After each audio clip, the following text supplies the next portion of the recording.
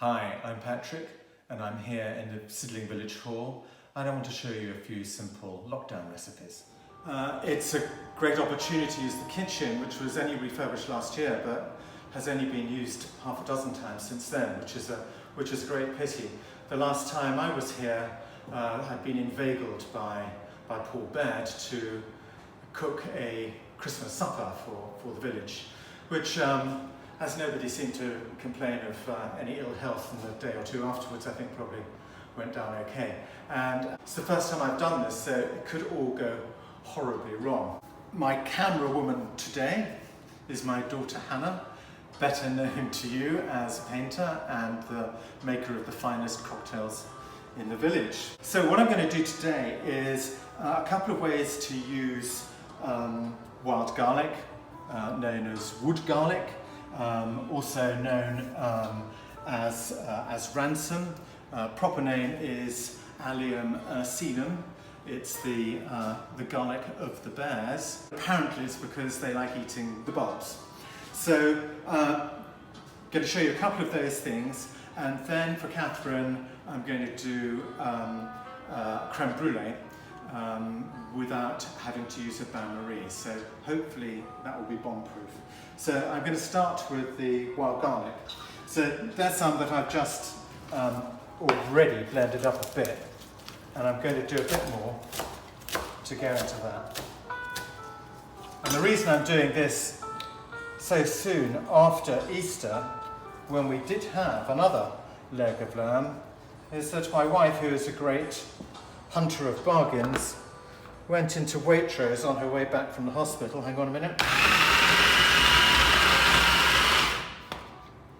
And there she saw, you may need to do this a couple of times just to get it down, and there she saw some legs of lamb that hadn't sold. So she bought two for £5 each. What a bargain. So here is one of them. You'll see that I've just gently slashed the outside of the leg to begin with, and I'm going to turn over that way first, so I'm going to do both sides. So there's the wild garlic that's in there, and now we're going to add plenty of rosemary. I'm sure lots of you have got rosemary in your gardens, and if not, I'm sure you can borrow, beg or steal some. So that's going in there, and when I can get it open, goodly amount of salt. It'd be handy if I'd opened this first. No. And some black peppercorns. And a good slug of olive oil. Okay, and we're just going to blitz that down again. So the other thing we're going to make today, using the wild garlic, is vichyssoise soup. And then just simply spread this on. Some on that side. When I did this for Easter, I put this marinade on Maundy Thursday and left it until the Sunday morning. So it had, but obviously today's a Saturday, and we'll be eating this tomorrow, so it won't have quite so long to soak into the meat. But what I don't do is I don't take it off. I leave it on as a paste, and then do what one would normally do with the roast. So I'm just going to leave that on there until tomorrow. Right, for this, you can use butter, but a little bit of oil is just fine. And I'm going to put that there on that heat. All good soups basically start with an onion.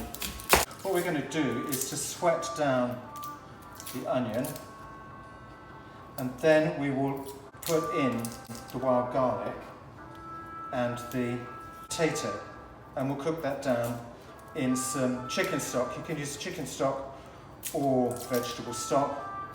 The classic is with chicken stock, and then we're going to add some milk and cream and blitz it and pass it. Okay, so let's get these done.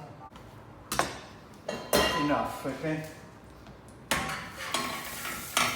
I don't want that on, I want that on a really low heat, and that's about as low as it goes in here. It's still quite high, but never mind. Wooden spoon.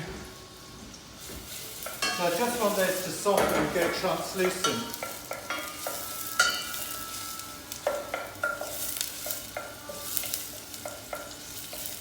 That'll take a couple of minutes. In the meantime, I'll grab some more of this delicious wild garlic, which I've just washed and then drained, left in a colander. I put it in the sink yesterday, and there were all sorts of wildlife in there. Including some very pretty and tiny snails, but as this is supposed to be a vegetarian dish, I decided not to include them. So that, I don't know whether you can see that, Hannah, is beginning to, these are quite fierce actually in here. I would normally have this a bit lower, but I'm dictated to by this particular oven. Fantastic, there it is. In fact, so is the whole kitchen. Pan around the whole kitchen. This really is a huge asset to the village.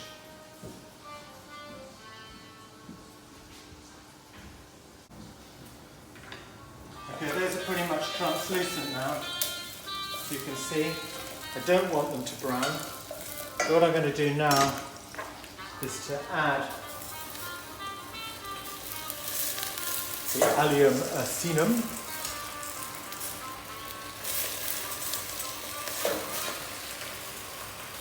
I kind of treat this as a bit like spinach.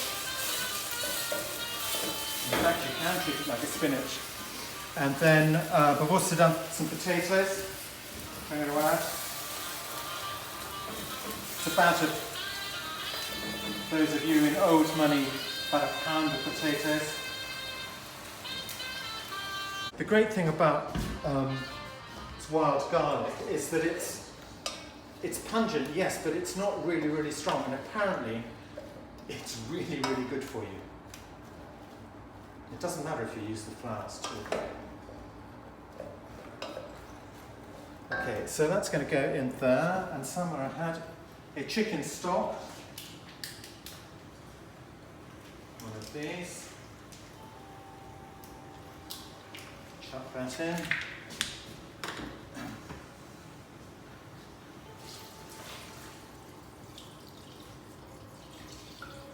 And some water, plenty to cover it.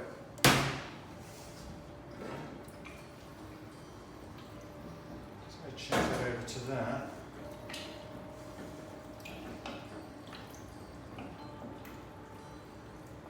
Okay, so while that is cooking away, I'm going to do the creme brûlée. Now, I really don't want to be teaching grandmothers how to suck eggs, wherever that particular phrase came from, but this is an egg recipe. You need to separate the eggs, the yolks from the whites.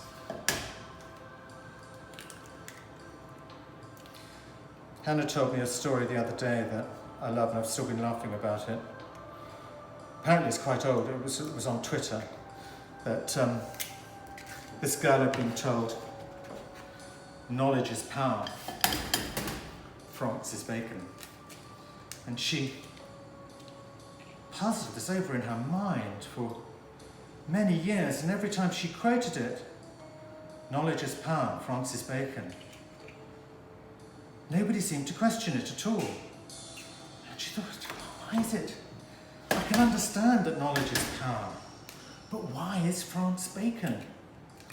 And it wasn't until I think she was at university and she saw it quoted and she realised that it was in fact Sir Francis Bacon who'd said it. Sir Francis Bacon, early 17th century philosopher, statesman, and actually father of modern inductive science, had written it once. It's one of his most well-known quotes, one of his less well-known quotes, but one that I love is, if you start with certainties, ye may end in doubts. But if you're prepared to start with doubts, ye may end in certainties. And so I hope that this one will maybe start in doubts in your mind as to whether it will work, and I hope it will end as a certainty that it is in fact bomb-proof. That's a strange one, but hey ho. Okay, ingredients for this, don't chuck that in there, Patrick. So egg whites, you can use those, there's a number of ways you can use those. You can use those to make a meringue. We're not going to make a meringue, we're going to make cocktails with them, aren't we, Hannah? Yes. But if you do make a meringue, and it's coming into strawberry season time, try hull and halve your strawberries, and then just toss them in a little bit of balsamic vinegar, yeah, really, and a few turns of black pepper, and it will be strawberries and cream as you've never had them before. Try it, it really is a thing. It really is a thing. Okay, so the ingredients for this is a pint of cream. Basically the whole of the big one you can get in the supermarket.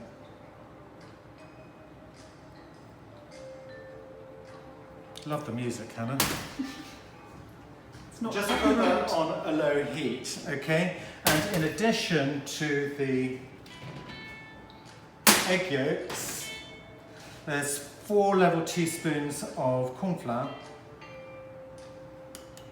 and 2 tablespoons of caster sugar. Okay. So while that cream is heating through, you just want to beat this up. You all know how to do this. Just beat it up really, really. Get that really in there, okay? Now the thing about doing it this way, the other thing you need in here is a few drops of vanilla essence. Just a little bit. Patric Picasso said, good artists borrow, great artists steal. This is essentially a recipe from the inimitable Delia Smith. And Delia, one thing I love about Delia's recipes is they tend to be bomb-proof because she's practiced them and she's had her team do them over and over and over again and iron out all the issues. So we want this cream to not quite to boil, to come up to the heat, but cream, like milk, has a much lower boiling temperature than water, so keep your eye on it if you haven't done this before. And you'll know when this is ready because little bubbles will begin to form. I've actually brought 2 saucepans for a reason. I have found from doing it many times before that sometimes, particularly if you use the cast iron one first, is the cream will just catch on the bottom of the pan. And what you don't want is to reintroduce those little tiny burnt bits back into the cream.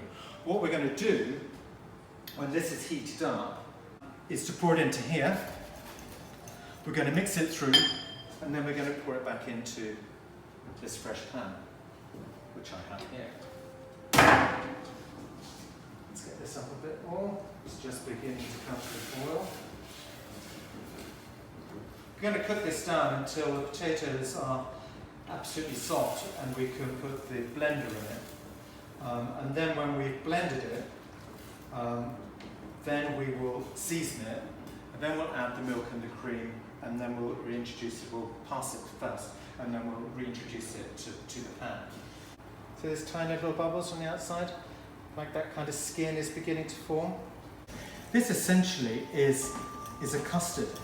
Creme brûlée literally means burnt cream, and it's a very old, well, there's an English way and a French way of making creme brûlées, but the original recipes go back to the 16th century, but the one I think that Delia quotes was rediscovered at Trinity College, Cambridge in the 19th century, and that's essentially the one there. Nearly took my eye off the cream, and what I'm going to do now is just pour that into there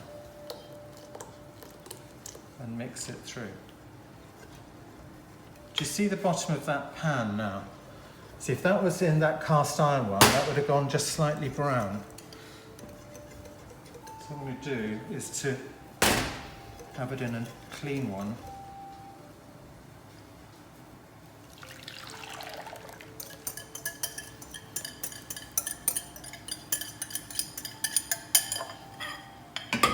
I'm going to just put it back on the heat because I want it to thicken. Obviously, the maybe heresy for some of you to introduce corn flour into this, but if it's okay for Delia, it's okay for me. But it probably does help set it. Meanwhile, this has come to the boil, and I'm just going to turn it back down a bit so that it just simmers along. I want that to cook through without stealing out my specs. You'll begin to feel it thicken. Okay, the thing about this, if you overheat it and it begins to go kind of like scrambled eggs, it's not the end of the world. You just take it off the heat and beat it. So essentially, this is just, a straightforward custard, basically. It's come to the boil. It's thickened. I can feel it thickening. Feel it thick between there and now. I can do it without making a complete hames of it.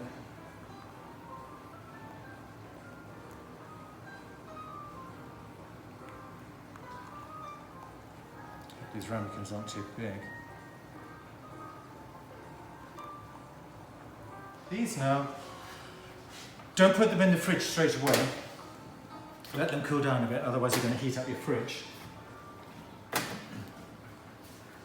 But when they are cool enough, put them in the fridge, and you can, if you want, cling film them. But again, be sure to make sure that they are cool enough. Otherwise, you'll create condensation underneath the cling film, and the cling film will then, when you take off the cling film, the water will drop into there, and that's not what you want. So we're going to let those set overnight. Our wild garlic and potato has been cooking for a while now. It's cooked down, and I think that's now soft enough for us to blend. So it's going a lovely greeny colour. The idea is to get this, it would actually be better to bring over a blender to get it down to a really fine blend, but as I'm going to pass it, it's not the end of the world. And passing it means just putting it through a sieve. Right, let's give that, we're going to get a few bits out of that now.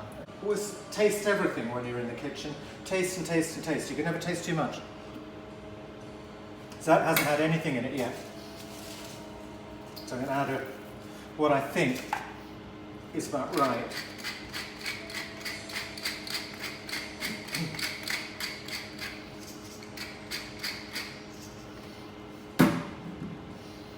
Okay, I'm going to blend that in. Taste again. Now you could just leave it at this and have it as a soup, as a rustic kind of soup. We could have left the potato skins on and made it even more rustic. But I think that's about right. So now we're going to add the milk. What have I got? Half pint of milk. It's so ancient, look, it's worn out. And about half of one of these. I'm whisking this in. I'm going to bring this back up to the boil. Well, simmer anyway, because it's got milk and cream in it. I don't want it to overboil. No, but the point is to share some recipes that I've picked up over the years with you, using local or seasonal ingredients, and also stuff that you can do for very little money. So if you like what I've been showing you today, then I'll do some more. Once this is done and we've passed it and we've chilled it, just coming back up, that a bit, give it another taste. Yeah, it's still okay. Now that I love this tool here, wish I had one of these at home. And then it's now obviously the milk and cream has given it that velvety consistency that we're looking for, but more than that, once we pass this through the sieve, then we'll really distill the essence down into what we're looking for. And I'm looking for a bowl and that. You see how thick that is now. Now when you serve this, you can serve it as a full portion, or you could serve it as a as an amuse-bouche in a little glass, maybe before dinner, or even with a shot of vodka, or maybe some very dry Fino sherry would make a good accompaniment. Never pass up the opportunity to have alcohol with food. So there we are, that's I think about as much as I'm going to do. And I'm just going to then pass this through here.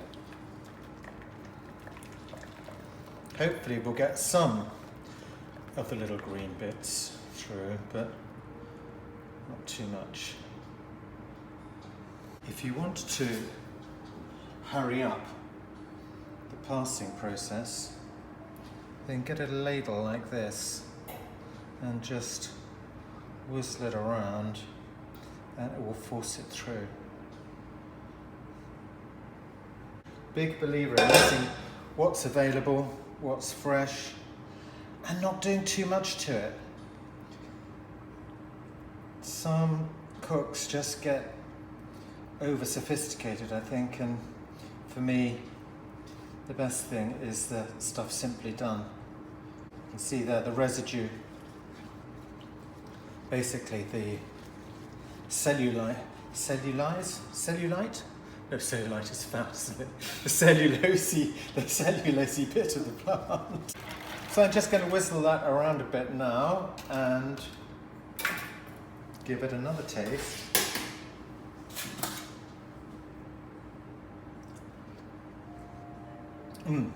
So we're just going to let that cool till tomorrow.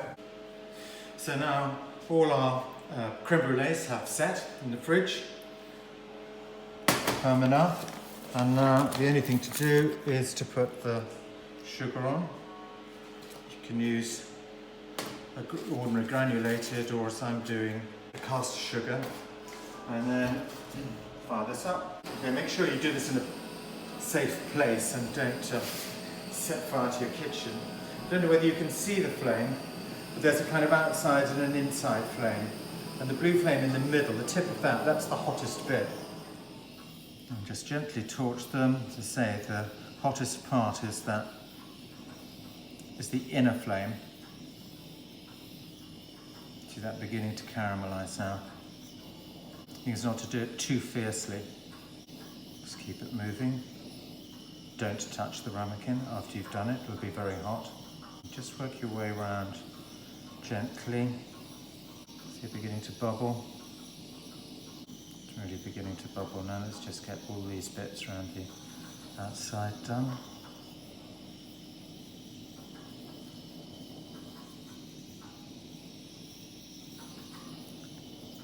Depends how thick you want your caramelised sugar, how much sugar you put on, obviously.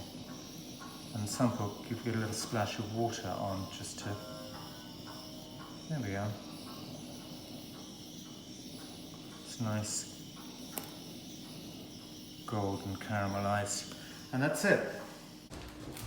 The vichyssoise has also chilled down. Just going to give it a stir and see if I can pour this in one go without making a complete mess of it.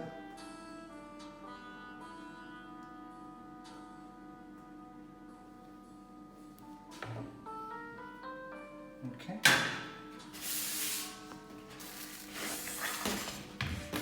I'm just going to garnish that with some chives. And get them in there. Et voila!